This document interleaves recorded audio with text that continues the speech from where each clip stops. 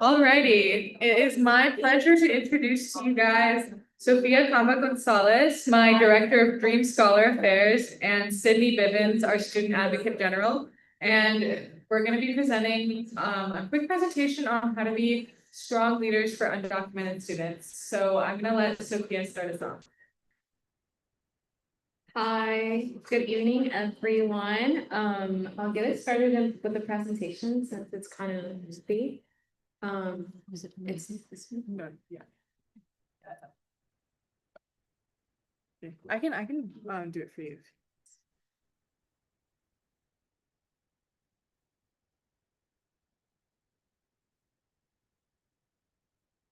Okay, so about USS, they're the campus department that helps undocumented students grow and thrive in the UCC community while they achieve their academic, professional, and personal goals. And something to mention about USS, which is Undocumented Student Services, is that they're a campus department. They're a student affairs department. So they're outreach in terms of like how much they can do is very limited. These are some of their partnerships with DSRT partners who help increase the amount of resources that undocumented students have access to on campus. And yes, like I said, their areas of support, they mostly focus on programs for undocumented students. They offer other services and resources that, so some of those resources and services are appointments with USS staff, which is their director and assistant director. Usually they have free immigration legal services for undocumented students at UCSB and their direct family members.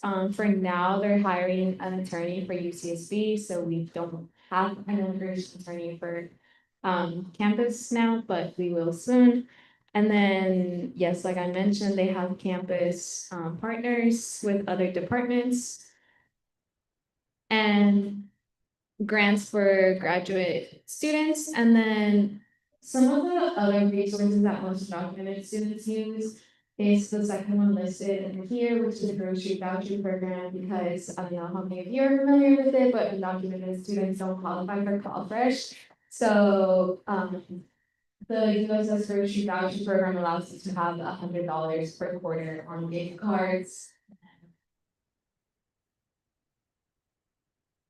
Those are some of their programs and opportunities, like they have mentoring and interns that work for USS. They also have like grad exploration programs, and then there's the Monarch Opportunity Scholarship Program, which is basically campus partners allowing undocumented students to work or have an internship in their department, and then that just gets paid a different way other than checks.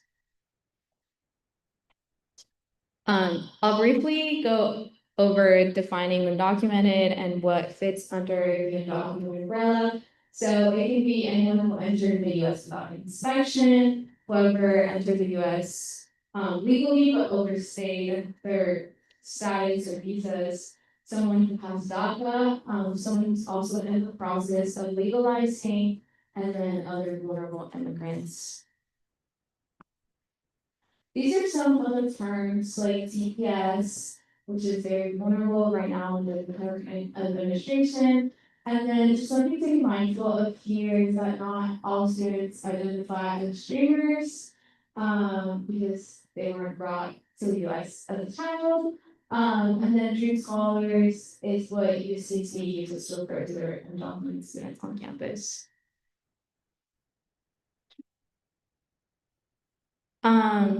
As for the population more broadly in California, California's undocumented student population enrolled in post-secondary education is close to 100,000 students, which is the largest in the country, and then 1 out of 13 Californians is undocumented.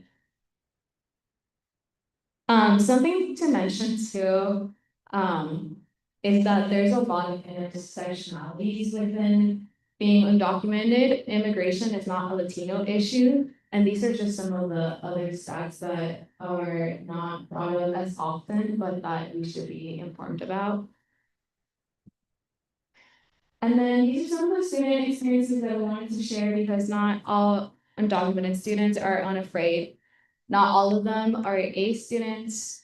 Not all have DACA, and most of the students that you'll be serving actually will not have DACA because of the year requirements. Most of them are aging out of college. Not all undocumented students are activists, so they're not going to be vocal or like just open about their experiences and wanting to act as activists. And then, like I mentioned previously, not everyone identifies as a streamer. Okay, so some of the challenges undocumented students face. We don't want to list them all, but there's obviously fear, anxiety, depression, shame, fear of deportation, removal, magnified after the 2024 presidential elections, that fear of family separation, and then concern for their family members, especially for students who are coming from mixed status families. And then there's financial burdens, especially without DACA, not being able to get a job or qualify for other welfare programs that citizens can access. And then there's a lot of like uncertainty and difficulty planning long term, alongside food and housing insecurities. That's just an overview of the rights and benefits from US citizens and documented individuals without DACA.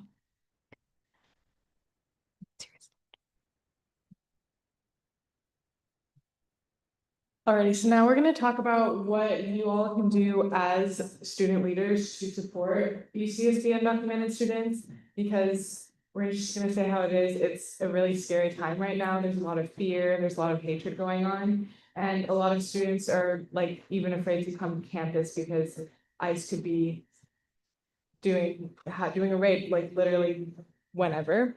So we're just gonna go over some ways that you can be inclusive and good leaders to undocumented students at UCSB.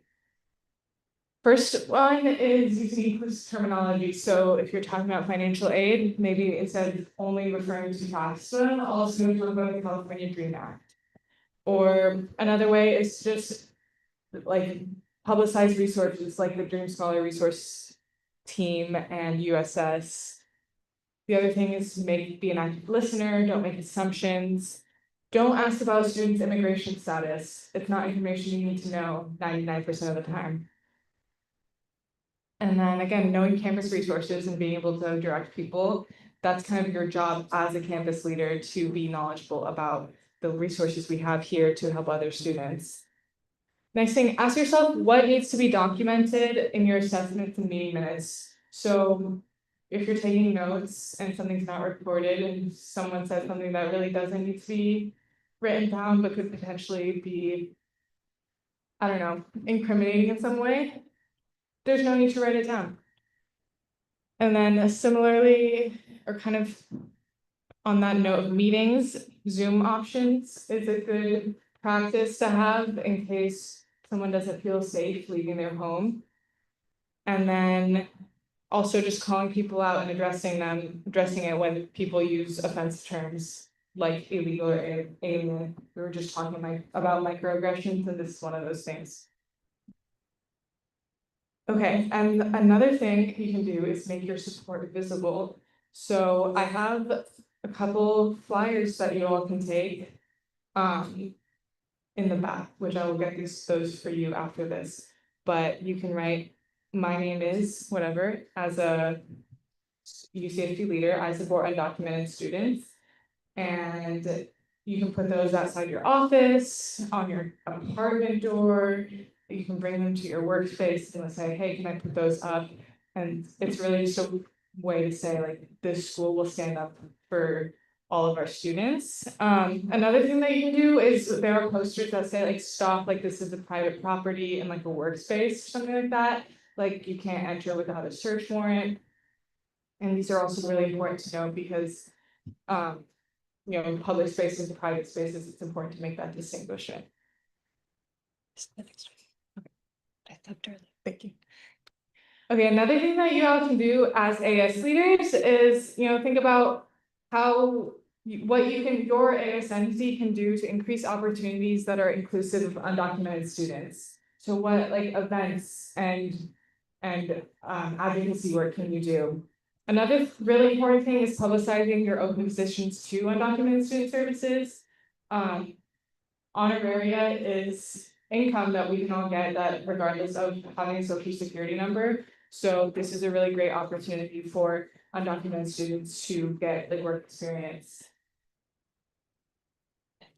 And then we can also offer online accommodations, as I was just saying. And again, connecting students to resources is really important. So we've got UC Immigration Services, USS Services, the Monarch Lounge, and Office of Financial Aid for Dream Scholars and Basic Needs. Some other resources that we have that are more community-based is 805 UndocuFund, which is community organization in the Santa Barbara County area and also Ventura and SLO. And you can join, if you text that number, you'll receive real-time like updates if like there are like ICE sightings. And you can also report ICE sightings to them or through Union del Barrio, also has a number that you can call to report ICE sightings in this area. And it'll help publicize that information. So yeah, that's one way. If you see something, say something, and then also having credit cards on you or at your offices, just to get out if anyone's ever in need. Okay, this other thing we have here is a link to frequently asked questions from the UC Office of the President that kind of goes over what rights in the protocol are if ICE, DHS, or Border Patrol were to ever come to campus. So a lot of you might have a lot of questions about like, oh, what things is the university doing? What things can we do through the university? And so they kind of made this FAQ to answer those questions. Some of the answers are a bit vague and not helpful, but that's why they made it, because they expect us students to try documents it. And last thing is, this is the undocumented student services contact information. And now I'm gonna pass it to Sydney. Thank you, Leanne. Yeah, Sophia and Leanne have just presented, the crucial resource that is USS, as well as their recommendations for those who want to support our community. And now I'm going to cover what's actually required of us as AS members, as members of the association, according to our legal code. Yeah, so this is the mission statement we're supposed to adopt. And the university is committed to creating an environment which all admitted students can successfully matriculate and graduate regardless of their immigration status in a manner consistent with UC's non-discrimination policy. This and other parts of policy 34 are directly inspired by the UC-wide policy regarding undocumented students and ICE.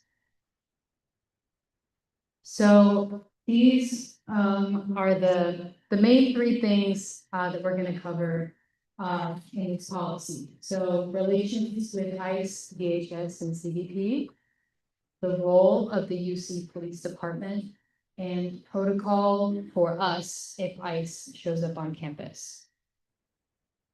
So starting with relations with ICE, DHS, and CBP. So in general, as members of the association, we are not supposed to communicate with ICE, DHS, or CBP in any official capacity. The only permitted communication laid out in this policy relates to access to AI spaces, and we'll cover that in a bit. So outside of those broader communication restrictions, AS funds are also not permitted to support these entities nor events that they're involved in. As you can see on this slide, however, these financial restrictions don't just apply to ICE, DHS, and CBP. as you can see here. So no AS funds shall be used for any event sponsored, co-sponsored, or has received funding from any of the following entities. So those are a lot of companies that either have active contracts with ICE or DHS or CBP, or they have engaged in unlawful practices when it comes to undocumented workers. So these are companies, again, that the policy doesn't restrict us from, engaging with their products or services, but rather restricts us from engaging in events that are co-sponsored or sponsoring. Yeah. So now the role of the UC Police Department.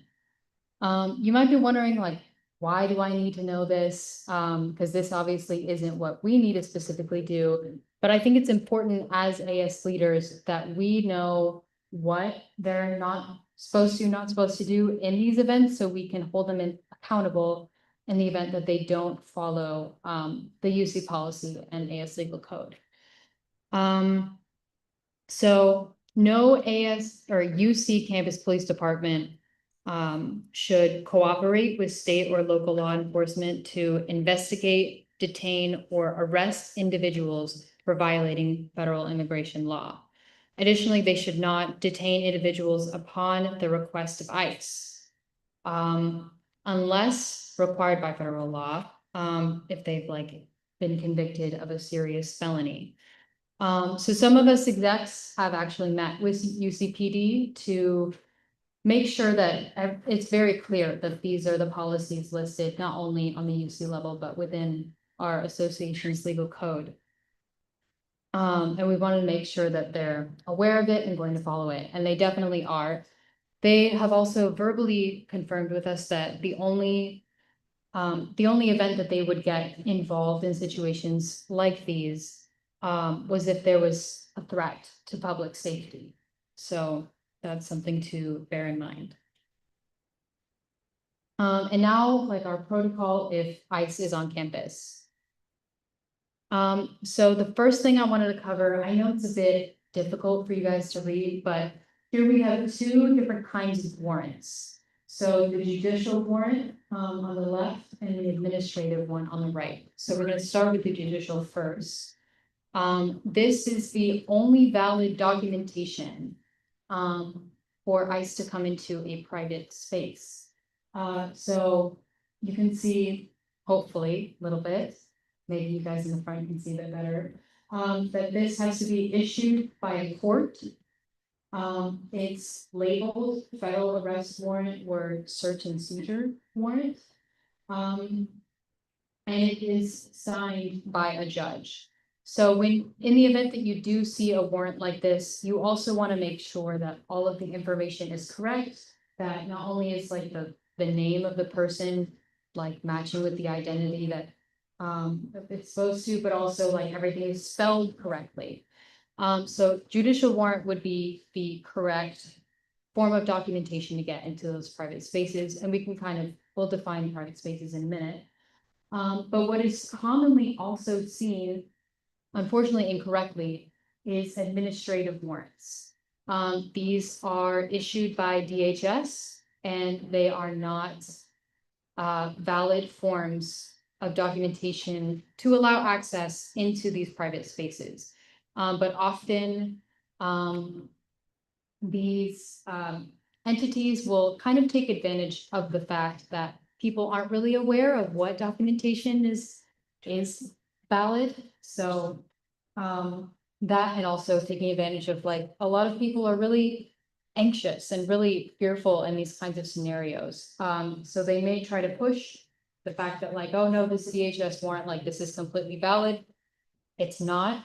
And this is why knowing your rights, not just for your sake, but for the sake of your peers on campus, is very, very important. So again, access to AF spaces. So now we know what the documentation looks like for them to come into AF spaces. But what is a public and a private space? How do we differentiate that? So a public space is, as the name implies, it's open to the public. Whereas a private space is something that's restricted to, a group, whether that be like employees only, or students only, or maybe association members only. So AS private spaces would be spaces that are just restricted to AS, or students in, limited scenarios.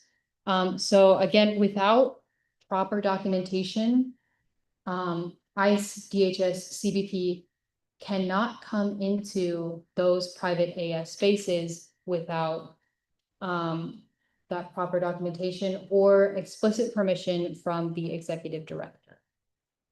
The last important aspect of this policy I wanted to highlight is the point about sending out a university notification. So this is what the policy reads. In the event that an ASUCSB staff is aware of an event where such agencies are allowed on campus, ASUCSB staff must send out a university announcement reaching as many students as possible. However, we don't actually have an immediate pathway for communication of this kind. We can send out a mass email request, but those take a while to be sent out. Additionally, we don't have like a reporting line for UCSB students for these very specific kinds of scenarios. There have been conversations about what this could look like among other association members as well as university administrators. But as it stands, we can't actually fulfill this aspect of the policy in an immediate fashion. This function is obviously on the top of a lot of people's minds, and I invite you to share your ideas with us and administrators. That's all that we have for right now. Can we take questions or? Okay, so we can't take questions at this time, but you can reach out to any of our emails listed right there for any follow-up questions. Thank you guys so much. And those are the forms right now. Yeah, so right before we go into the next presentation, come grab the flyers, posters, and I'm going to be attending to our code for the last two sessions right now. Yeah. Yay. I do actually have red cards. Oh, yes. Oh, that's good. Also, just wanted to put it out there, if anyone does see as right now into comes to red cards, it will use this as a resource. My email is not listed on there either, but it's just edpsa@as.ucc.edu. But yeah, please feel free to come and grab a red card if you need.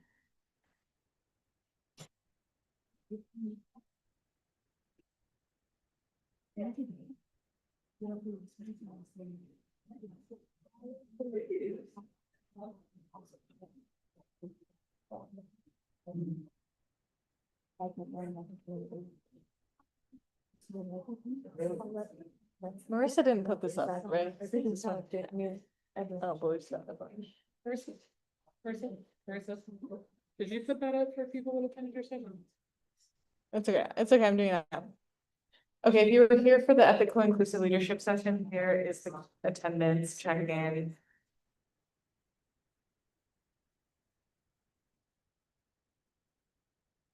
Thank you. And then afterwards, I'm gonna move the flyers to the check-in table, so if you didn't grab one now, they'll still be available for you. But thank you, Sophia and Sydney, for that. And now I'm gonna pass it off to our financial team, who's gonna give us a really useful presentation about finances. And then after that, we're gonna have a really, really fun dinner with lots of prizes. So hang in there. This will be a good presentation. And I would like to introduce. You'll continue to have a 3-minute break. Okay.